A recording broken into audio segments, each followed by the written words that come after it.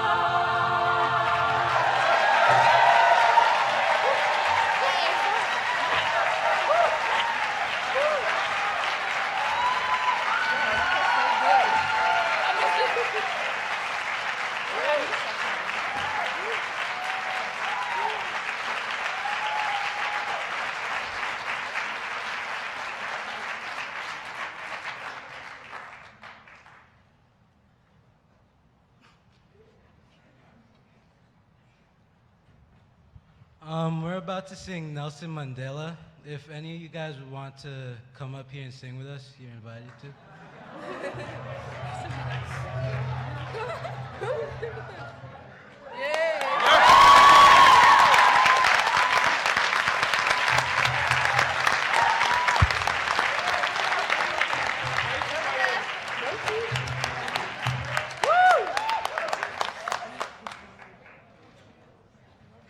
Anyone else?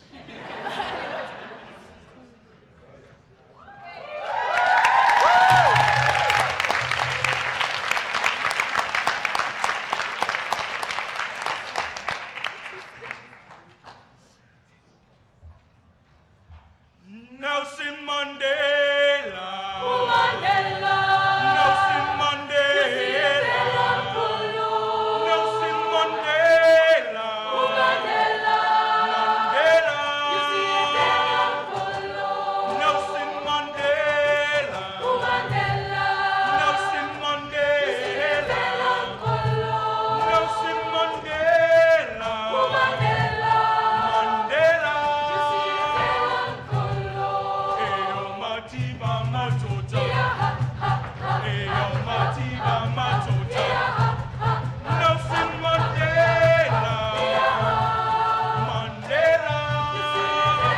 Polo. Nelson Mandela. Mandela. Nelson Mandela. Polo. Nelson Mandela. Mandela. Mandela. Polo. Eyo matiba matoja. Yeah, ha, ha, ha. Eyo matiba matoja. Yeah, ha, ha, ha. Nelson Mandela. Mandela. Polo. Mandela. Mandela. Nelson Mandela. Polo. Nelson Mandela.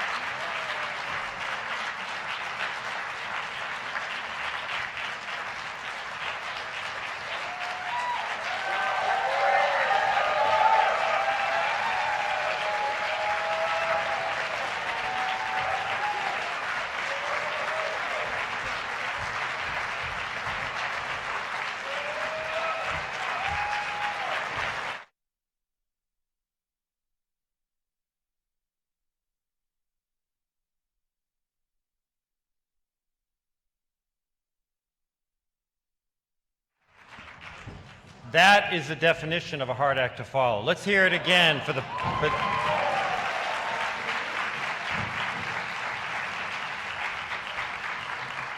I say, the Boston City Singers perform both locally and literally around the world. They've been to South Africa twice, and they're such a gem for our city, so we're glad they could be here. We're also glad that each and every one of you could be here today. My name is Steve Rothstein, and I'm the Executive Director of the John F. Kennedy Library Foundation. And on behalf of my colleagues at the library and the foundation, we're thrilled that you can be here, particularly on this Father's Day. So I want to recognize all the fathers who are both in the audience.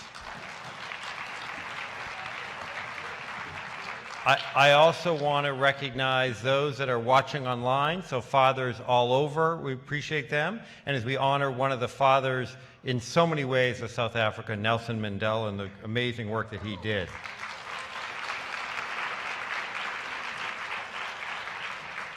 We have a remarkable panel which my colleague Judy will just introduce in just a few minutes. But before that, so after the panel discussion, there'll be an opportunity for question and answers. And as you see, there are microphones in both aisles. So at that point in the program, if you have questions, please keep them short, but come up and ask them at that point. We're truly honored to have two incredible people from South Africa, actually several folks from South Africa, but in particular these two. Yeah, join me to recognize Elinor and Max Sisulu for their remarkable work.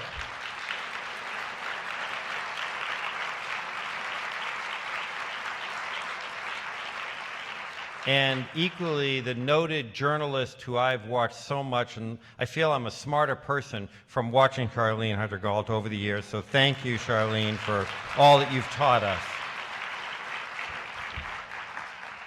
After the presentation, one of Elinor's many, many skills is she's an author, and one of her books, there are others, but one of her books, The Day Go-Go Went to Vote, is available in the bookstore, and she'll be signing copies later on if you're interested in getting that. Before I introduce them, though, I also just, again, want to thank the South Africa partners and Judy Bigby and all of her team that they've done it's been a pleasure to work on this project together, and so join me to thank Judy and all the South Africa partners people.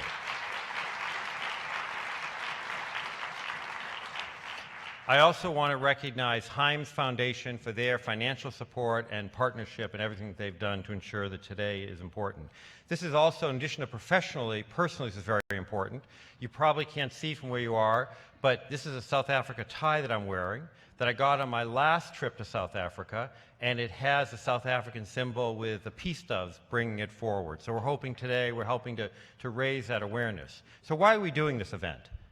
Last year was John Kennedy's centennial event, and we really highlighted what John Kennedy had done and the impact of what his words were back then to society today.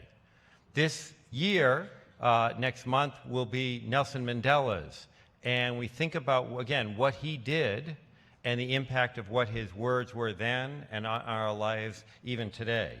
In thinking about racial justice, and if this is your first trip here, welcome. And if you have time afterwards to go down to the museum and looking at some of President Kennedy's words, particularly the civil rights speech and some of the other things, and if not, I hope you have time to come back to some other points.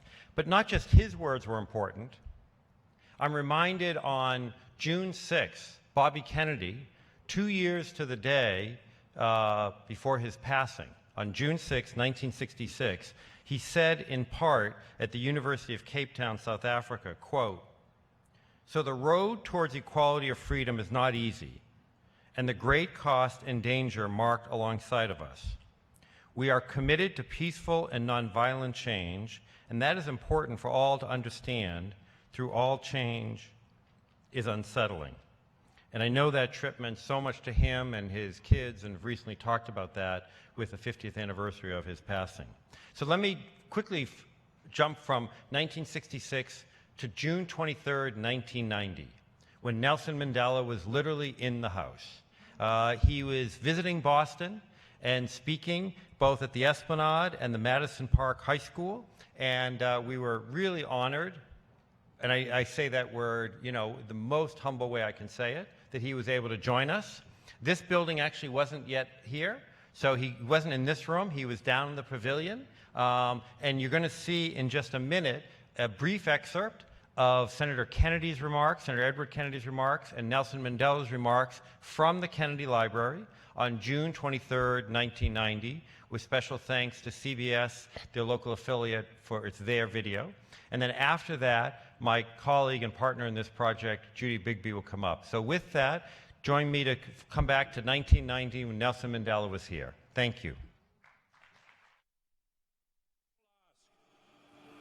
What has made Nelson Mandela so special? What has made him so great? Is it the fact that he has walked through the valley of the shadow of death and have come out of that valley with his head unbowed and also with no sense of bitterness? William Faulkner said when he received his Nobel Prize for Literature in 1949, that it was the human condition not just to endure but to prevail. Nelson Mandela has not just endured, Nelson Mandela has prevailed.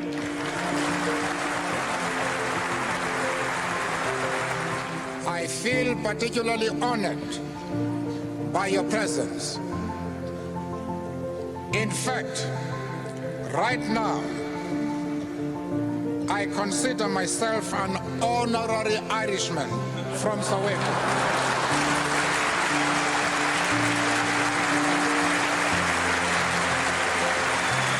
Since my arrival on your shores, I have been overwhelmed by the magnificent reception accorded to our delegation. It is a reflection of the deep solidarity and support enjoyed by our struggle and the ANC in this country. It is a demonstration to us of the compassion and vibrant generosity of the cities of New York and Boston. Dear friends, the struggle in South Africa has reached a critical point. If today we speak of victory being in sight, it is because our people have waged a long and courageous struggle to bring to an end the iniquitous apartheid system. The international community and you, the people of Boston, have also made an important contribution to this struggle, not least through the imposition of sanctions.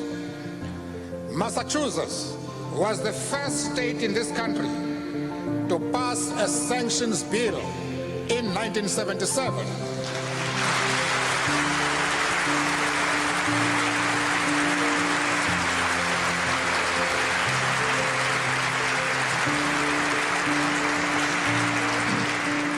Since then, the cities of Boston and Cambridge have also taken concrete actions against racist South Africa. The anti-apartheid movement in this city and in this state have done a marvelous job in support of our struggle. I would like to conclude my speech with these powerful words of President Kennedy. Quote,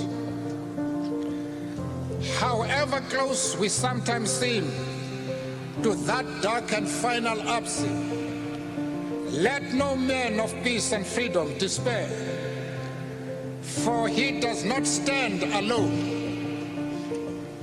If we all can persevere, if we can in every land and office look behind our own shores and ambitions, then surely the age will dawn in which the strong and just and the weak, in which the strong are just and the weak secure and the peace preserved. Unquote. It is proper for me to end this speech now with this note. Thank you very much.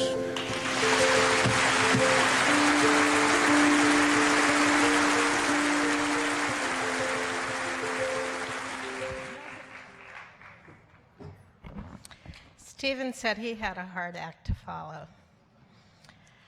I still get teary-eyed when I remember that day in 1990. The weather was much like it is today, very warm, but people showed up. I want to thank Stephen for his generosity in hosting us here at this wonderful building with such significance to all of us. We remember Nelson Mandela today not only for the impact he had on South Africa, but also for the impact he had on the United States. President Barack Obama said that Mandela was one of the most important leaders who inspired him, even though they were generations apart. He talked about his extraordinary vision, his leadership, and spirit, as well as his example of tolerance, reconciliation, compassion, and those are as meaningful today as they were in his lifetime. Aspiring leaders can continue to learn from the example of Nelson Mandela, and that is why we celebrate him. You just saw this clip from his time at the JFK Library on that day in June. Many of us were not in that room. However, we all had an opportunity to experience firsthand the Mandela effect. In 1990, the racial tensions in Boston were still very fragile because of the anti-busing demonstrations from the 1970s and 1980s. In Roxbury, which is an African-American community, part of Boston, Mandela went to the Madison Park High School, as Stephen mentioned, yay Madison Park, where he addressed Black youth about the importance of staying in school. People lined the streets of Roxbury as his motorcade traversed from one part of the city to the other. I've actually never seen anything like it. But later on that day, there were nearly 300,000 people who gathered on the Esplanade, and they greeted him with cheers and songs and waving, and they stayed out there for a very long time, as I said, on a very hot day in Boston. They cheered as Nelson Mandela joined arms with local leaders, Black and white, something we didn't see that often then. So on that day, Boston residents collectively felt a sense of hope for racial harmony and an appreciation of Nelson Mandela as a visionary leader. So that's why we celebrate Nelson Mandela. I'm honored to introduce now our honored guest as they come up to the stage and take their seats right here. And let's start with Max Sisulu. Max was born in Soweto, South Africa in 1945. He witnessed firsthand the political persecution of his parents, Walter and Albertina Sisulu, and he himself became politically conscious and active at an early age. Walter Sisulu, most of you know, was prosecuted along with Nelson Mandela as a co-conspirator in the trial where they were convicted and sent to prison for life. Upon his release from prison after an arrest at age 17, Max went into exile, and he did not return to South Africa for more than 2 decades. He studied in Moscow, and he got a master's degree in economics. But after returning to South Africa, there was a definite sweetness in the fact that he was elected to the first Democratic Parliament in 1994 alongside his mother, Albertina Sisulu, and one of his sisters, Lindiwe Sisulu. As a member of Parliament, he served in many positions, including chairperson of the Parliamentary Committee on Reconstruction and Development and as chief whip. He went into the private sector in 1998 and continued to work toward equality in that way, but he returned to serve as Speaker in South Africa's 3rd Democratic Parliament from 2009 until 2014. Elinor Sisulu is a Zimbabwean-born South African writer and human rights activist. Can we get some water up here? Sorry. She graduated from the University of Zimbabwe and from the UN Institute of Economic Development and Planning in Dakar, Senegal. She studied at the Institute of Social Studies in The Hague, Netherlands, where she met Max. In 1993, she was a Radcliffe International Visitor at the Mary Ingram Bunting Institute in Cambridge, Massachusetts, where she started writing and researching the biography of her parents-in-law, Walter and Albertina Sisulu, in our lifetime, which has won several awards, and thank you. I guess I'm pulling a Marco Rubio. She also wrote, as Stephen mentioned, the children's book, The Day Gogo Went to Vote, about the first democratic elections in South Africa. And I have several friends who've commented on that book and said that when they saw it come out, it brought them to tears. Elinor, since 2009, has pursued her passion of children's literature as a founder of the POCO Children's Literature Foundation. Charlayne Hunter-Gault is an award-winning journalist and author. She's worked in journalism as a reporter for The New Yorker, as the Harlem bureau chief for The New York Times, and as an anchor and national and international correspondent for 20 years with PBS NewsHour. She's also worked with National Public Radio as the network's chief correspondent in Africa. She's received many awards, way too many to begin to list them here, but among those awards includes a Peabody for her coverage of Africa.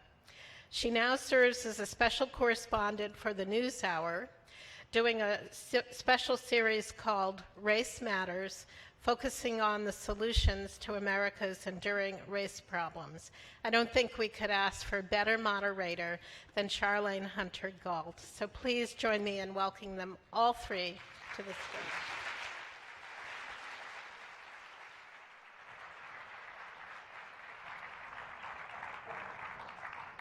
Thank you so much for that amazing introduction. I sometimes forget what I have done. It's nice to be reminded. And it's also, my husband and I left South Africa in 2012, made a couple of trips back, but it's great when South Africa comes to us. So thank you for being with us today. Walter, that's your daddy. I want to start with you, Max, and ask you if you remember the first time you either met or became acquainted with Nelson Mandela. Well, it's a difficult question to answer because Nelson Mandela was in a sense part of the family, our family. So he knew me before I knew him. So by the time I met him, he had already, looked after us because he was very close to my father, Walter Sisulu, and my mother, Albertina Sisulu.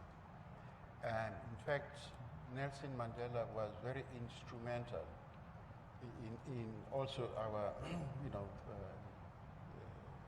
knowing education. Mandela was a lawyer, but as we grew up, he was very keen that education must be central in everything we did. We're all activists. He says you can be an activist plus a student plus something. So we learned a lot about being students, about education and activists. These were not in contradiction according to Mandela. And of course it was in line with my father and mother's wishes, but Mandela also had an added thing about him. Not only was he persuasive, but he also had a mean look if he didn't quite follow what he was saying. But we always had a lovely time because his children and myself were the same age. We went to the same schools. And Mandela was always keen that we continue with our education. His first wife's children or Winnie's children? First wife. There were two, right? Yes. Two boys? Three boys. Three boys. Three boys, yes. So we grew up together. We grew up in our home, grew up in their home. But how was it that he became part of the family? Did he live next door, or, how did he get so intimately involved with your family to be considered part of the family? Well, he was part of the family. My wife, who wrote the book, we will be in a better position to answer all the detailed questions. But you're in the same position as I am. Sometimes I don't remember my own name. That's why I wear a name tag. For me, as long as I remember, he was our uncle. His home was our home, and he came home all the time. So he and Dad were very, very close. They were leaders of a liberation movement. And so whenever they came together and other people came, it actually meant that we as youngsters had to go out to guard the cars at night to make sure that the cars were not, interfered with. And also by the police? By the police or anybody. Agents? Agents. And when the police came, we had to signal that, hey, something was wrong here. So they were quite close, and I'm happy that when we were growing up, we also learned something about law because I went to Mandela's office and Oliver Tambo, who later became the president of the ANC. That's right. And Mandela had studied law before he went to Robben Island Yes. and finished his law degree. Yes. What, how many years later was it on the island that he finally got his law degree? He did it by correspondence, and it seemed to me it was 15 or 20 years, something like that. Well, but he also had a very good office, Oliver and Tambo, right. Lawyers in Johannesburg, right next to the big magistrates, court and things. And so they were quite popular because a lot of people used to go there because these were the first black advocates in Gauteng at least. He did graduate, but I think the further degrees came in jail. Right. But he was a practicing lawyer. A practicing Tambo. lawyer, yes. And a few minutes ago, Max referenced that his father and Mandela were active in, activism, involved with activism together. In the early days, what was that activism? Are we going back to 55 or before that even, that there was activism? Yeah, 1940, going back to 1940, because that was when they met. And what happened is Walter Sisulu was an estate agent, not a very successful one. He wasn't a good businessman, but he had an office. So Mandela was brought to the office because you read Long Walk, Mandela had left Transkei. Long Walk to Freedom, his yes, Long autobiography. Walk to Freedom, and he had arrived in Johannesburg with nothing much, and he had run away from home actually, because he was supposed to get married, and he ran away from an arranged marriage. So someone said to him, go and see Walter Sisulu. So he tells the story of how he went into the office, and it was his first time seeing a person typing, a white woman typing, and he was so impressed. And he was taken into the office, and then Walter said that he saw this young man, and he said, I saw something in him. I saw something in him. So the relationship started early 1940s, because then Mandela was also part of forming the Youth League. So Mandela and Tambo, when they were still bachelors, Walter was married, so they would come to the house. And I have to pay tribute to the women in these stories. Max's grandmother, Walter's mother, would host them, and they would, Tambo and Mandela and Sisulu, they were very close from that time, before Max was born. And they were all in, the ANC existed at that time, right? It was formed in, he joined the ANC in 1940, and right, and Mandela joined in 1943, I think it was. Well, around 42 or so, 42. Because then they formed the ANC Youth League in 1940. Right, and then in 52, they started the Defiance Campaign.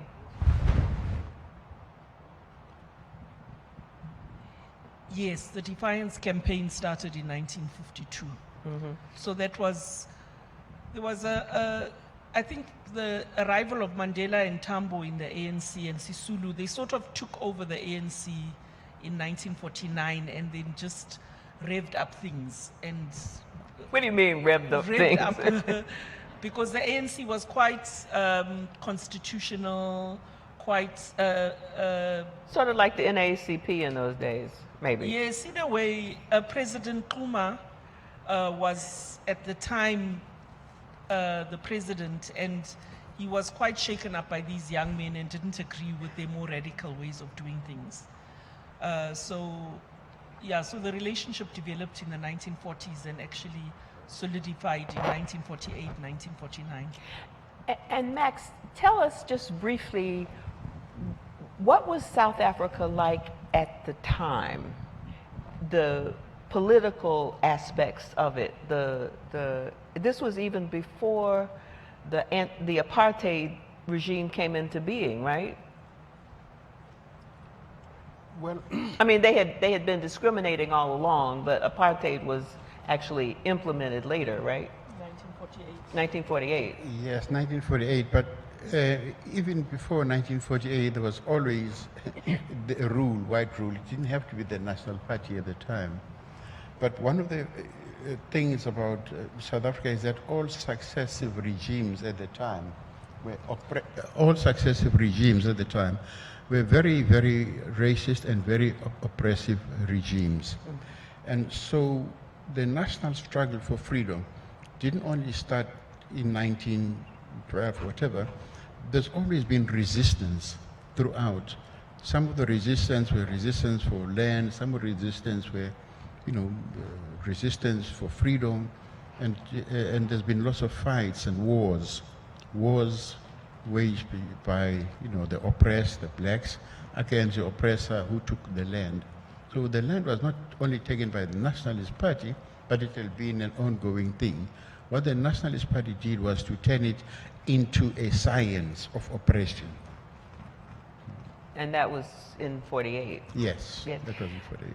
Now, I think it was 55, the Congress of the People, in which the statement was that South Africa belongs to all who live in it, black and white. I mean, there was visionary, right? Tell us a little bit about that and Mandela's role, if you recall. There was a general, ANC invigorated the people and told them that freedom doesn't come free. You've got to do something for it. You've got to fight for your freedom. And so people were there, politicized and ready to fight for freedom. I also was a youngster then, but we were part of what we called Masupatsila pathfinders, who were all organized as young people, in our teens.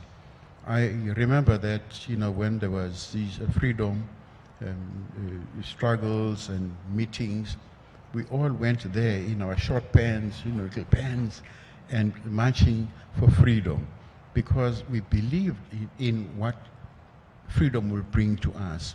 So it was, spoken to us, and we all believed that nothing will come of its own. You've got to do something in order to make it happen. And we believe that making it happen would be because we're active. We're active in the youth movement, we're active in the students' movement, we're active also in the struggle. Later on, Mkhonto Wesizwe, Spear of the Nation, was also formed. Yeah, we'll get to that in a minute. Okay. I'm not ready to fight.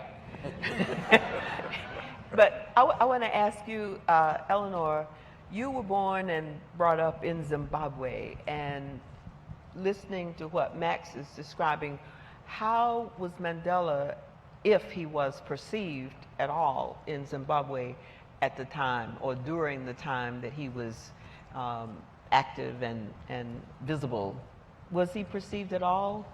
Because Zimbabwe also was going through some trials and tribulations.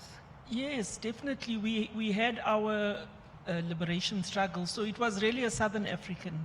When I look at it, remember at that time, it was a Southern African view of struggle. So it was Mozambique, Angola, Zimbabwe, and South Africa. So, and Guinea-Bissau. So mine was a generation that grew up with Amilcar Cabral and Agostinho Neto. So we had quite a regional view of it. Did Mandela stand out? Yes, I mean, I can't remember not knowing. I just grew up with the consciousness that Mandela and Sisulu were on Robben Island.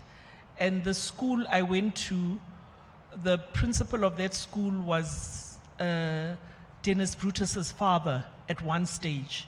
So there was that consciousness about Dennis Brutus as well, because I read his poetry, being on Robben Island. And tell him who Dennis Brutus was. You said Dennis Brutus was a poet who spent time on Robben Island and has written some of the most brilliant struggle poetry, and was later involved in the struggle for non-racial sport in South Africa. Mm-hmm. So we always grew up with this consciousness. And I remember I went to South Africa in 1979 on a church trip. And I remember looking at Robben Island from the beach in Cape Town. and never knowing that I would have a direct connection with the people that were there. They were there already? Yes, 1979. Yeah, oh yeah. Yes, so that we grew up with that consciousness. Now, Max, you wanted to get to MK a few minutes ago, Mkanto Wisizwe. Did you hear ever in those meetings when Madiba and your father and Tambo were at your house talking actually about starting an armed wing of the ANC? Well, those actually were secret meetings. They wouldn't talk about it. Yeah, in but kids public. have a way of... Yeah, those were very secret. Even I mean, you can tell it now if you heard it. No, those were very secret. I can't even tell it now.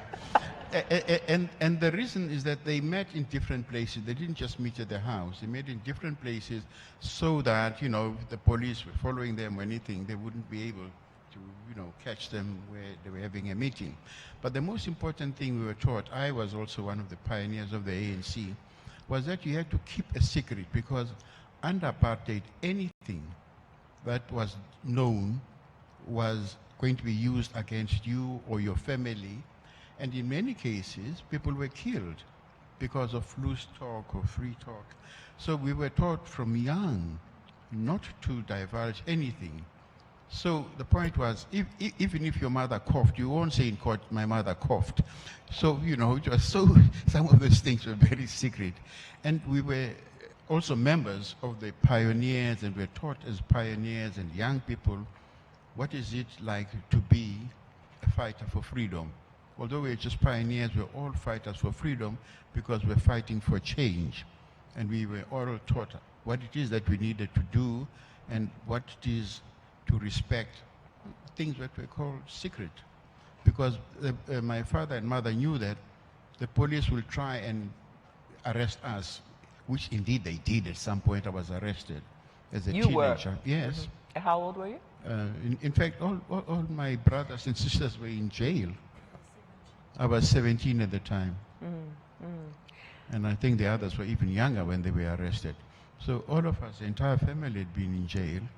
And the idea of the police was not just to get information, but intimidate the family and intimidate everybody else. And of course, Mandela was out of the country as a free man for a while before he was arrested. And then when he came back, he was arrested for leaving the country, I believe, without permission or something. Yes. Tell me a little bit, either one of you or both of you, about the various times he was arrested and how that was received in your own household. You've said before, and of course, that your mother and father were leaders in the movement, but how was that perceived, all of those arrests?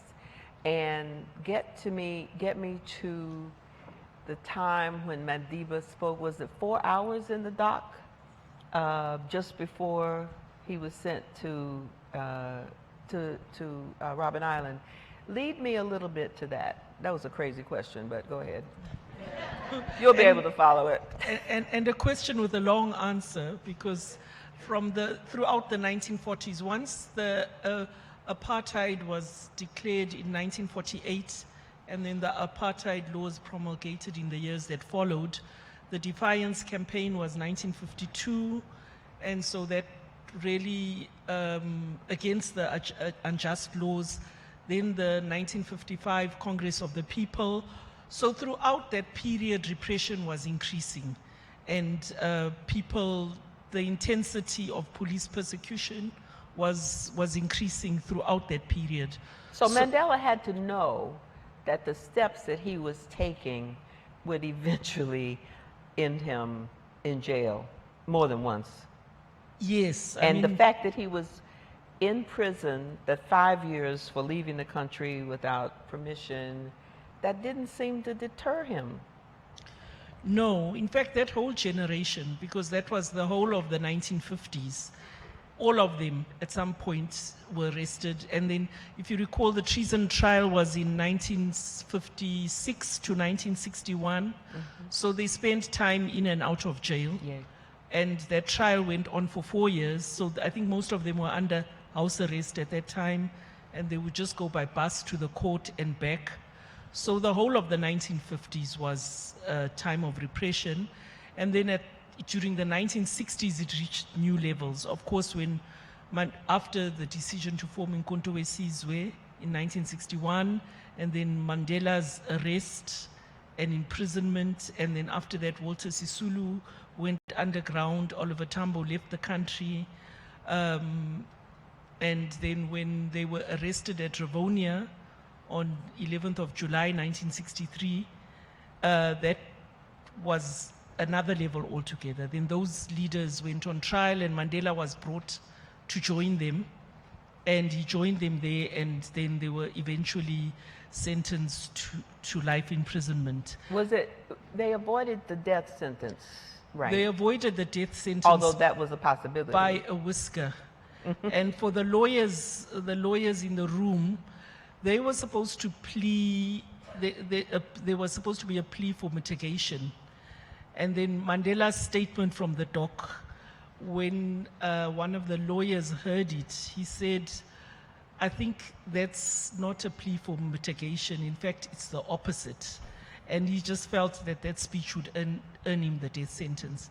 But of course, with international solidarity, and I think the speech itself made it very difficult to pass the death sentence. That's what I wanted to ask about. That speech from the dock is one of the seminal moments in his life. Were you in there? Were you in the courtroom? Well, we're not in the courtroom, and there was a time when we also couldn't go to court when we were too young. They said, you know, from a certain age you can go to court. Because my father had been in and out of court many times. And there were times when we thought we wanted to be there to hear what was being said, and also just to express our support and sympathy and solidarity. But of course, because of our age as kids, we couldn't. But the general populace went. The courts were always full of the people who were there to express their sympathy and solidarity with those who were in jail. And what, I know that you might not have been there then, but you certainly knew the things that Madiba talked about in that 4-hour statement. Briefly recall a little bit of it and how it was perceived and received by the people. Well, you know, the perception of the people, not just in South Africa, but overall, was that there was of great support. And I know when we were growing and, you know, the court proceedings were coming out and people were talking about it, there was a great support. In fact, imprisoning the leaders did not stop the struggle. What it did was just the opposite. People became inflamed, became angry at the increased repression. And so whatever they tried, the Buddha, the enemy, the oppressor, did not achieve their intended results. I can say two things. For example, in our own family, all of us were arrested. My father went to jail. Just a little bit, yeah. My father was arrested, went to jail. My mother has been in and out of jail. I was arrested also when I was 17. My kid brothers were arrested. So all members of our family had been to jail in an attempt to terrorize us as a family, but also to indicate to the people out there that should you dare oppose this regime, then you'll go to jail. And jail was one of the options that they had. They had no law. They were a law unto themselves. And Albertina, do you have any record of how that 4-hour speech from the dock was received in the community? On both sides, the whites as well as the blacks? Yes. And the black supporters, because not all were black. Yeah, it made a huge impact. I should just mention Max had left the country by the time that speech happened. I see. Because they were arrested when Walter was underground. So they were trying So they arrested both Sisulu and Max. So he was the youngest ever prisoner arrested under the 90-day law. So they were kept in solitary confinement for 90 days. Then as soon as the arrests happened, then they were released. And Lungi Sisulu was released. So Max had to leave the country. And then Lungi Sisulu, the younger brother, was arrested during the course of the trial. But the state from the dock made a huge impact because it was literally people facing the gallows. And the statement was saying that we prepared to die. And they could have, there was ways, and to talk about the Rivonia Trial, it's a very detailed issues of law, which, people can read about. But the issue was that they were facing the death penalty. And they could have found an easier way out. And the lawyers were, George Bezos and Joel Joffe, Harold Hansen, wrote about it and were always amazed that they said, we are not going, we need to make a statement from the dock. We need to make this great moral statement, and we're not going to back down, even if it means that we are sentenced to death. And so it had a huge impact worldwide. And I think that was the beginning of the great icon of Nelson Mandela. That speech. And incidentally, when they were sentenced, the day they were sentenced, I think, was the day Medgar Evers was assassinated. So it was just historically a time in history which was very powerful. And didn't, am I remembering this right? Madiba wore cloth that day. He didn't wear a suit. He wore his native Xhosa outfit. Yes. To make a point. Well, of course, it also was a powerful symbol of just resistance. This is who I am. I'm an advocate, I'm a lawyer, I'm everything, but I want to wear my traditional attire. And that made a lot of sense. But also, at the time, just before, as Elinor said, I had to leave the country because of I'd been arrested. And one of the interesting things about the processes was that we were also followed, by the out of the regime. country. Even in the country. And of course, even outside the country, I nearly died outside the country in a bomb blast. Where were you? I was in Lusaka. And so a bomb blast was sent to the ANC, and my comrade next to me died in a terrible, horrible death. I just survived. But it also meant to us that we need to be careful. Wherever you are, you can be safe. The enemy will find you, and they said it to us, will find you wherever you are. It's been a vicious struggle, vicious enemy, and even today I'm still partially deaf on my left ear because of the bomb blast. But we were... And the lawyer in Zimbabwe, in Zambia, I'm trying to think of his name, I know him so well, whose arm was blown off. Albie Sachs. Albie Sachs, yes. Yeah, same sort of thing. Yes, he was in Maputo, Mozambique, and we were in Zambia. Let's then go to Robben Island, where your father and Mandela and Goldman Mbeki, all of those freedom fighters were together. Tell us a little bit about the role Mandela played in the prison in Robben Island. Yes, it's difficult to talk about Mandela on his own because they were the group of leaders. So Mandela, Sisulu, Mbeki, Kathrada, the Rivonia prisoners were kept separately on the island. From the actual criminals? No, not the criminals, but the other political prisoners. Oh, the other, okay. Yeah. But also the criminals. Yeah, they were the same criminals. And then there was also the Namibian leaders, Toivo Yatoivo, who were also kept, I think Toivo was with Mandela and them. And so those were the highest security. And I think the role that Mandela played, of course, was a role of leadership. Together with the others, and he was a strategist in how to deal with prison, how to, because there were some of the leaders like Toivo who just refused completely to cooperate. And Mandela had a very legalistic approach to it, that we are prisoners of war and we will cooperate with you as long as you are reasonable. And so he followed a very had a very legal approach to it. And, you know, Kathrada would speak often about the way they went about things. Ahmed Kathrada. Yes. Who's still alive. They were very formal as a generation in the way, he's passed away last year. Ahmed, yeah, Yes. that one, yeah. So they were very formal as a generation. They were very proper in the way they did things.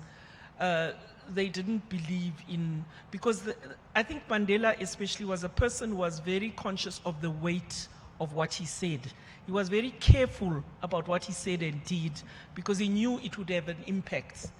And so he, on the island, really took us, they fought for better conditions, better food, better access to their letters, visitation. It was a long struggle over a long period of time. Yeah, because they, as I recall, Winnie Mandela could only see him for 30 minutes, no contact visits for any number of years.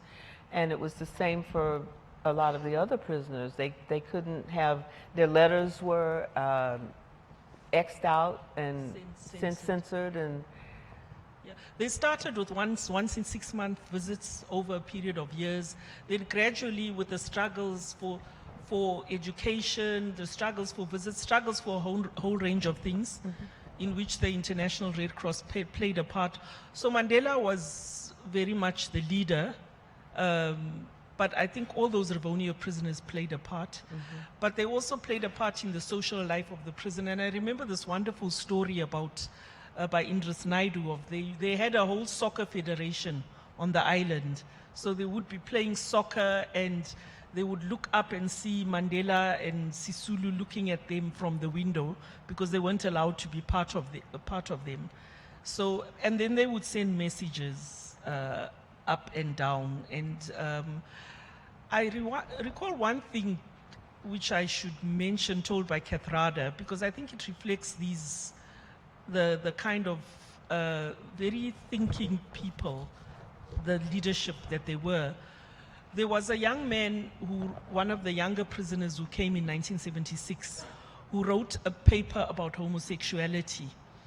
And this was given because they had political education. And so Mandela and Sisulu and Mbeki were given this paper, and they were quite taken aback because in their experience, they were a generation where homosexuality was associated with abnormality on the mines.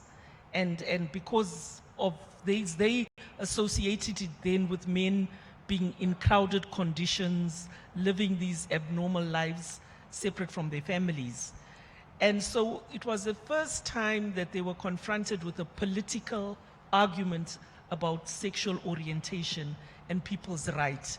The first time they were confronted as a human right.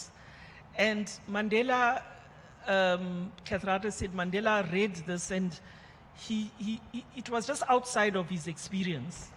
And he said, this is an important thing. And he said, please make sure that all the prisoners, this is circulated and it's discussed. Is it? So I think that was really something unusual. I see there's something that says... No, just keep going. We ignore that. Not really. Well, two quick things. One is, of course, I might as well take this opportunity to advertise. This is a book written by my wife, Elinor, who's a writer. It's about the prison lives, about Walter Sisulu and Albertina.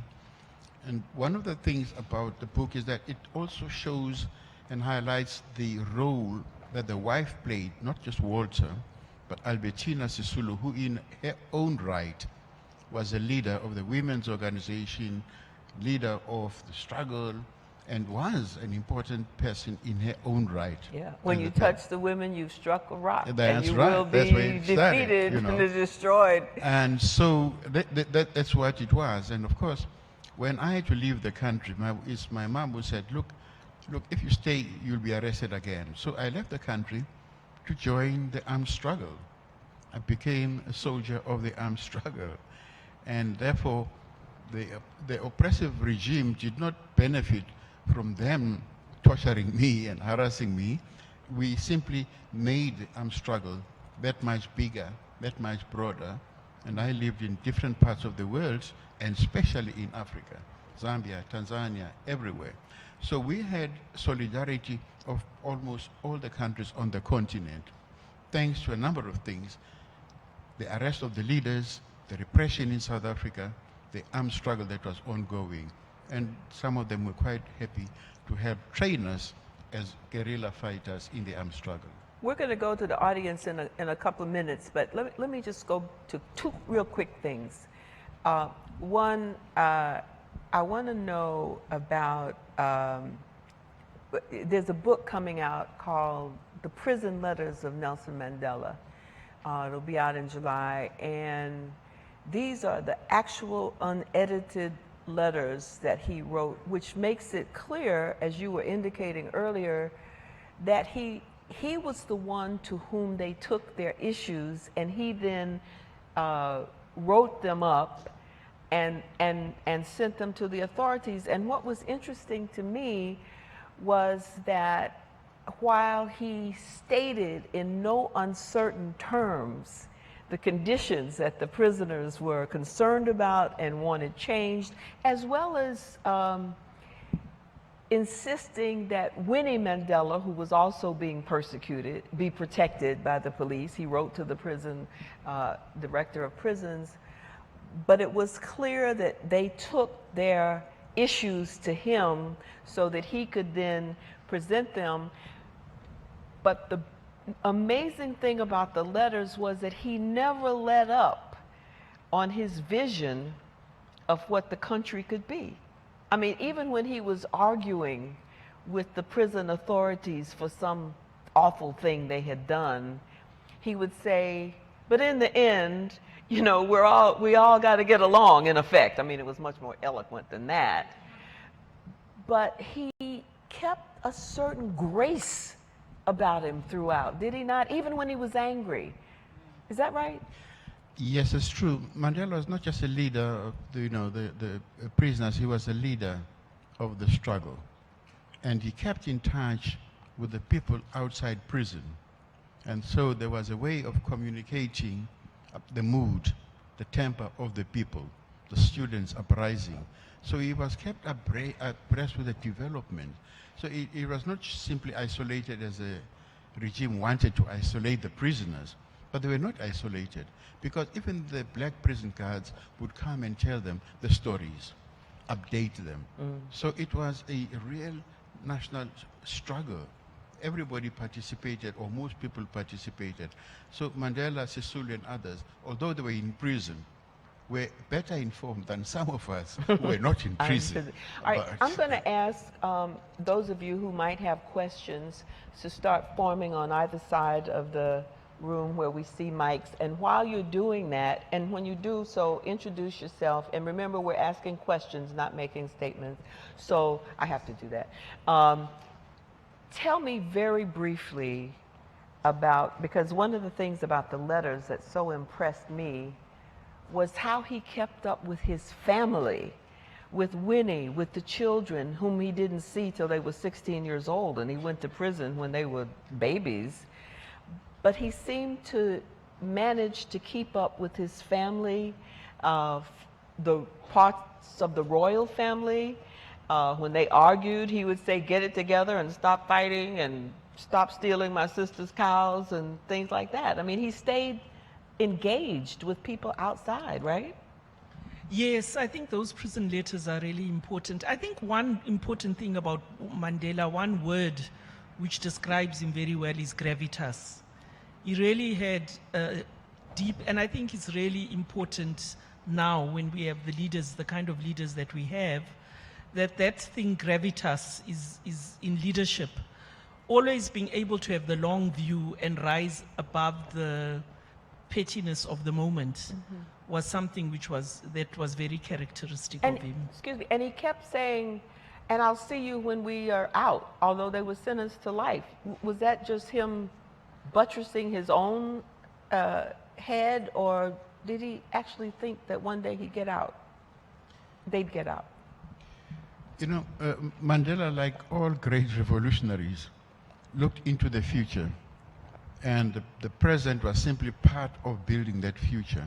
His future was a free South Africa, a democratic South Africa, and he was going to do everything possible to get there or get us to that future, even if it meant him dying in the process.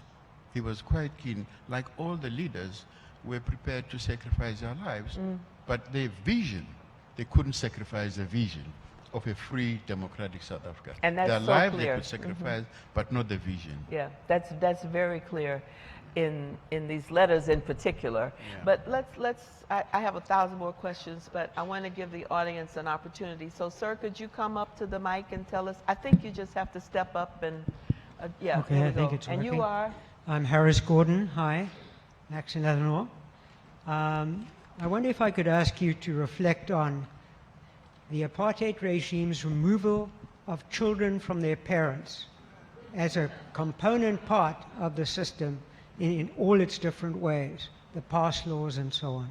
Okay, let me just sort of deal with that a little bit, because I think that the chairman of the board spoke about this earlier, and that's what I was referring to a few minutes ago, how difficult it was when Mandela was separated from his children when they were very young. I mean, they hardly knew him. And so in terms of your family and the other families, how did they manage that separation? Yes, well, the consequences were profound. And I think if you go through the biographies of the various people, this thing about children, for example, on Robben Island, one of the things they said the greatest punishment was being separated from children. And if you look at Mandela afterwards, there's a very beautiful book, Remembering Mandela, which was a compilation of memories by his bodyguards, the staff that worked for him from the time he became president. And I wished that we should have come here with copies, because I think, and it's something that I would love all those kids who were singing in the choir to have copies of that book, because it really shows Mandela as a human being and a father, and how much he would stop the convoy sometimes, and the security people, you drive them mad because he wants to see the children or greet all the children. And the consequences on the children were profound. I mean, I see Tony, Earls, and Mary as psychologists know this very well, that a lot of the trauma in South Africa that people are still dealing with today is a result of those kind of separations. And for the Mandela children, it has been devastating. And it's unfortunately, I think the society itself hasn't actually addressed that trauma. And there's a lot more that has to be done. So separating children from their parents, even if you deem those parents not to be able to look after them, it's actually criminal. So there are lessons that come out of South Africa for all time and all circumstances. Do we have another? I think there was another question behind you, sir, please. Would you mind? No, we have someone else. We have a limited amount of time. My question was a little broader. My question was a little broader. It was about the systemic sir, we have to go to the next removal of person, children. please, if you don't mind. Thank you, the Sisulus. My name is Kiki Edozie.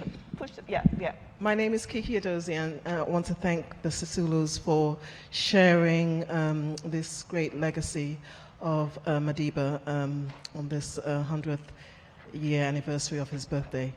My question, though, brings Mandela's legacy of leadership to contemporary South African politics. And so Mandela was the first South African black president.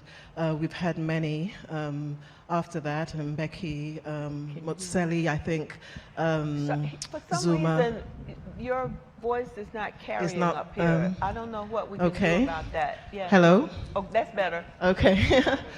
And so my question gets to if you could help us to understand the legacy of Mandela's leadership on contemporary South Africa. And what I'd like to know is how you see the current South African President Cyril Ramaphosa's leadership in relation to Mandela's leadership legacy. Thank you. That's a very good question, and I think that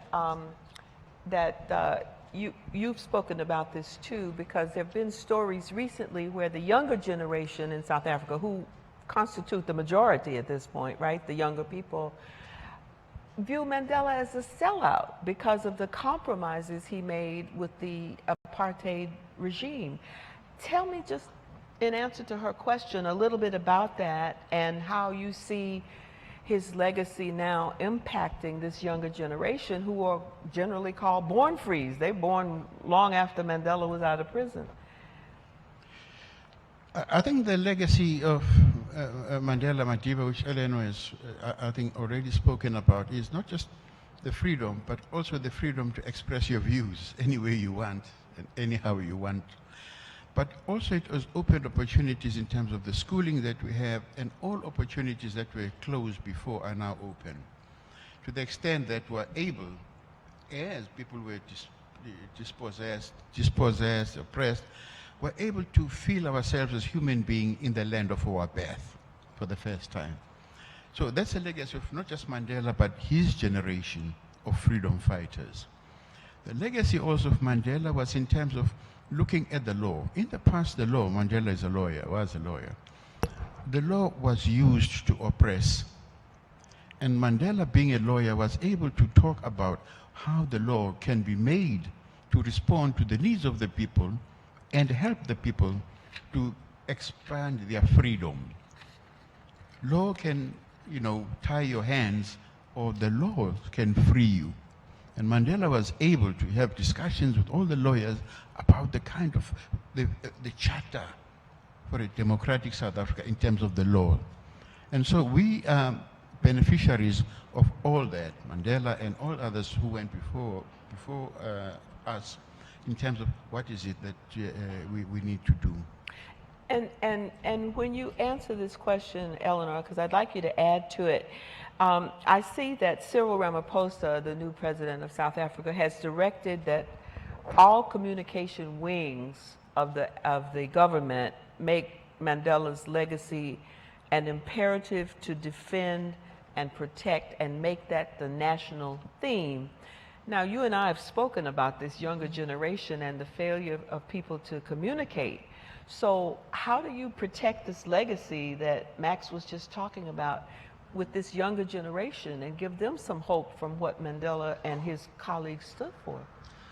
Yes, I think that we can't talk about it without reference to the unfortunate presidency of Jacob Zuma. We have to say that it's been quite disastrous for the ANC and has taken the ANC from, in a lot of ways, away from its path and its ideals and values. And I think Cyril Ramaphosa's task is to reassert those values. And for people who were born after 1994, they didn't experience the worst of apartheid. The born free. And unfortunately, we also are having a failure because of a society that doesn't read and the challenges of reading. I mean, I've also realized that some of those challenges that are faced in this society, a generation which results much more on the visual medium, and reading long fat books like that is not something which many young people do. So how do you convey historical knowledge to the next generation.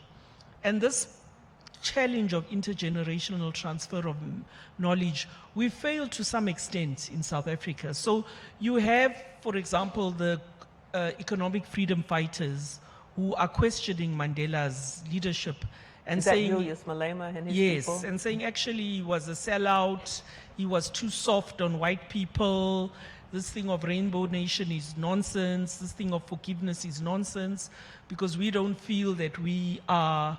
And it's true that the alienation of the poorest and the most marginalized young people is difficult for them to understand. And many of them will say nothing has changed because they still experience racism, they still experience inequality. The school system is still not, we still don't have one school system. We still have a very privileged school system which is on par with the rest of the world. And the vast majority of public schools which are not providing the kind of education they should be providing. So when young people face these things, then they feel a sense of alienation from the whole Mandela mania, I would put it that way. And I think the challenge is to actually show what this legacy means and to how it's relevant today. And we're also celebrating Albertina Sisulu's 100th as well. And I was challenged on Twitter one day to say, what's so special about the Sisulus and why should we celebrate this? And I think for these young people who don't read, who don't actually know what Mandela did, you know, Selo Hatang, the CEO of Nelson Mandela Foundation, was saying he was talking to some young people and they were saying, this young man said, Mandela was the worst. He was the worst of the worst. So Selo said, worse than who? So, because if you say the worst, then you have to be comparing him to someone else. So worse than who? And of course, this young man was not able to say, because if you don't give people the historical knowledge, and we're not saying people mustn't question or interrogate, or that's part of history, but if you do it, you have to do it from the basis of knowing something. So I think that's really important, and that's why these books like Nelson Mandela's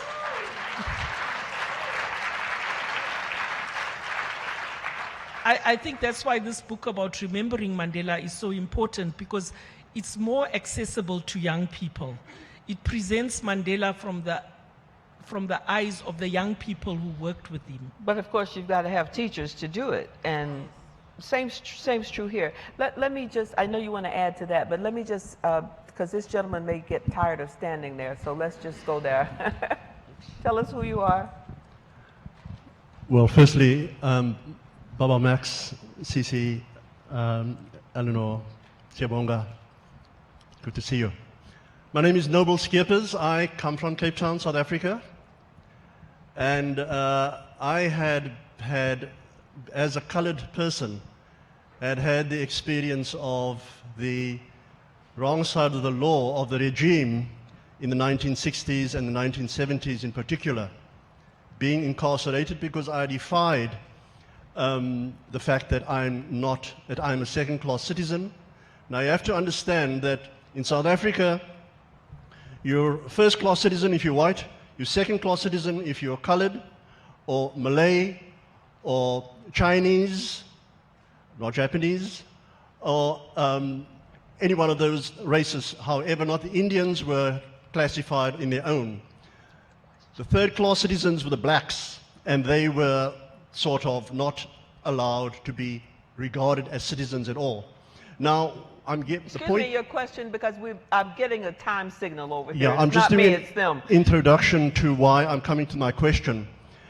As an activist and who was incarcerated a few times because I defied the regime, it was Desmond Tutu who one day said to me, you should become a priest, which I became. And it was on those occasions that I met with Nelson Mandela on 3 occasions. My big concern was that I studied to become a priest in KwaZulu-Natal, in the killing fields, where black-on-black violence was on the basis of destroying the country. Sir, I'm sorry, but we really do need your question because I just we're want about to know yeah. what has happened between the challenges of the IFP and the ANC that were struggling for, and the Xhosas who were struggling for ANC prominence. Okay, now I'm going to do something that the British do, which I generally don't particularly like, but we have a limited amount of time. So remember that question, can you? Can I have your question, and then your question, and we'll do those three, and then the last one, and we'll just get rid of all of those at the same, accommodate all of those at the same time. Thanks very much, Charlayne. I'm Donna Katzen, and a special thanks to Max and Elinor Sisulu. Yesterday was what was Soweto Day in South Africa. Today it is South African Youth Day and also the Day of the African Child. In our moment where young people know so little history, what would you say is Nelson Mandela's would have been his main message, not only to the youth of South Africa today, but to the youth of the United States today? Okay, I'm going to repeat that because what would Nelson Mandela's message be today to the youth of South Africa and to youth in general? But we're holding that question. Remember it, write it down. Yes, ma'am. Trungo, I think my question might be connected with the struggle in South Africa. In accordance with the legacy of Mandela, what role can South Africa play in the struggle for freedom, human rights in Africa, within Africa? Our struggle in Africa is not a white and black, but dictatorship, oppressive regimes. I am originally from Ethiopia. For the last 27 years in Ethiopia, there is ethnic apartheid.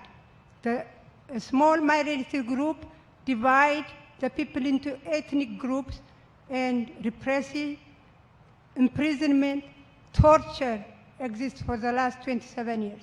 Okay, so your question So is... my question is, what role can South Africa play? Because Africa, we contribute a lot in the struggle of South Africa. The rest of the continent. What role can you, is that South what you're Africa saying? brings to bring peaceful change and against human rights in violation? Thank you. The role of South Africa and the rest of the continent. All right, yes, sir. You taking notes on us? Taking notes. We're taking notes. Yes, sir. My name is Farouk Martins, and I think we have to be very careful. Can you get a little closer to the mic? Yes, the name is Farouk Martins. The youths of today are not getting the privilege they expected or the right they expected. What is the difference between a white oppressor and a black oppressor? As far as the youth is concerned, there is no difference. So if you know of any difference and you think because they are ignorant, are all of them ignorant, are all of them uneducated, or all of them do not read? Okay, we got it. And one more question. Our writer here is taking notes. Yes, ma'am, your last question. Our singer with the young people and dancer. And just very quickly, because I'm now really getting Dumelang le kae? Ke a le dumedisa, meaning greetings, nyanibulisa sanibonani. And greetings. I'm Lehlohonolo Munjani, and I grew up in Soweto and I was born in 1965, which was the height of apartheid. My question is, what is South Africa's, what is the intention of the South African government to dig out of the devastation that Zuma caused? And how are you going to, how is the South African government going to make sure that Black South Africans are in the government, but there's no economic freedom, and there's still lack of representation of leadership in the economic sectors, which is continuing the cycle of the racist, classist, and contributing to major unemployment and lack of opportunities for all the children of South Africa? Thank you. I'm sure you have every one of those questions and you have answers that will take 30 seconds. Let me say I'm a bit hard of hearing. I didn't hear most of the questions, but I'll have my partner here answer some of the questions that I didn't hear properly.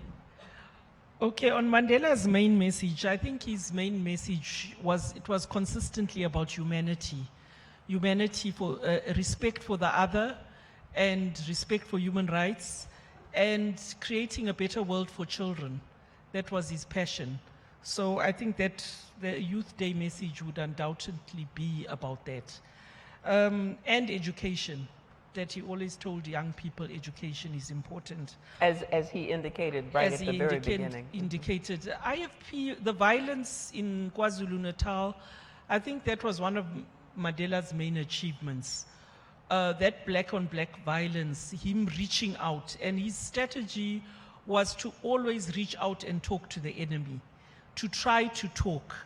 And I think that there is still a lot of violence in that province, but the ANC needs to invoke what was done in what Mandela and his cohort did. And one of the good things that Jacob Zuma did around that violence was to negotiate and find a peaceful way. And he said, we can't have our freedom on 20,000 bodies. So there had to be an effort, even when people were saying to him, don't talk to Buthelezi, he did. So that helps a lot, but there is still a lot of work that has to happen in that province regarding violence. When, and my sister from Ethiopia, I hear you, because I'm very familiar with Ethiopia. And the issue in Africa where there is solidarity against apartheid, and it ties up to the question that the other brother asked, what is the difference between a black oppressor and a white oppressor? And I think Mandela was one of the few African leaders who recognized this, that and was conscious of oppression throughout the continent. And the view, my view, and as a human rights activist, who experienced this in Zimbabwe, where the solidarity with Mugabe was seen as solidarity against white people, ignoring what was being done against black people. And I think South Africa, we always try to lobby for a foreign affairs, international relations policy that asserts the rights of all people and that asserts it goes according to the AU principles of human rights. So, you know, I mean, it could be debatable and we don't have time to discuss this, but South Africa is in a very powerful place to advocate for human rights across the continent. All right, here comes the benediction on this panel discussion from Max Sisulu. And yep. Just to add that, you know, during the struggle, I myself was a refugee. I couldn't be in South Africa. I couldn't live in South Africa. I was arrested. I was, you know. I lived in different parts of the country, in different parts of the world. And what we got was solidarity from everywhere we went. Solidarity in the struggle against apartheid, in the struggle for freedom.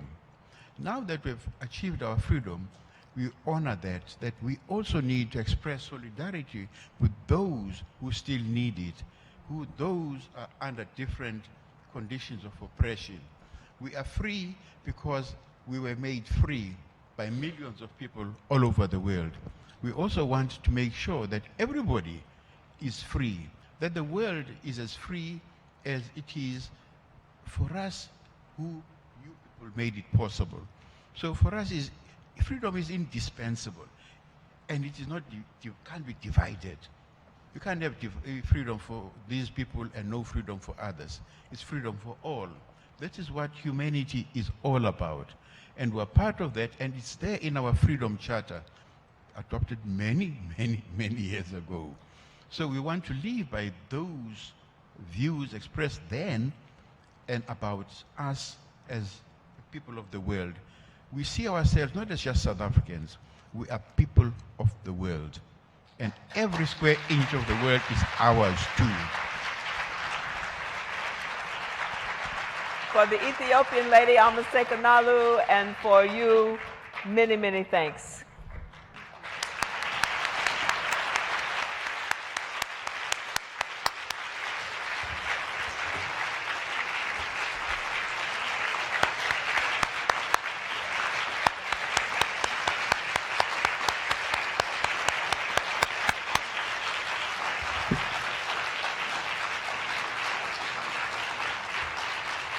So, as I mentioned, after this, there will be the book signing. This is the only book we have here. I encourage you to buy the other ones later on, but this one is available here. But before we do that, Judy has a special announcement because it is a birthday, and you can't have a birthday without a birthday cake. So, Judy?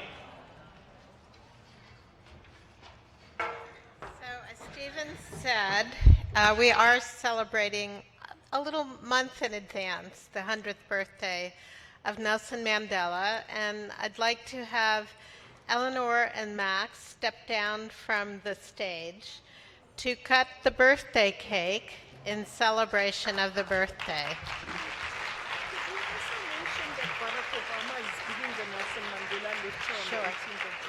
Sure.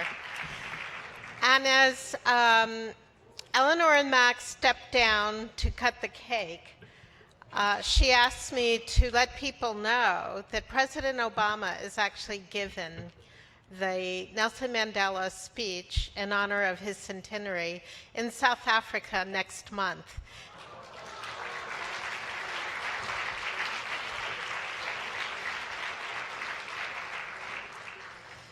At South Africa Partners, we're trying to figure out a way to live stream his speech.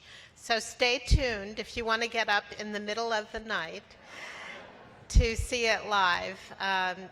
Just keep checking our website and we'll go from there. So as Max and Elinor cut the cake, I think we're going to have now a video of Stevie Wonder singing a song in tribute to Nelson Mandela, which he performed at the JFK Library on that day when Mandela visited in 1990.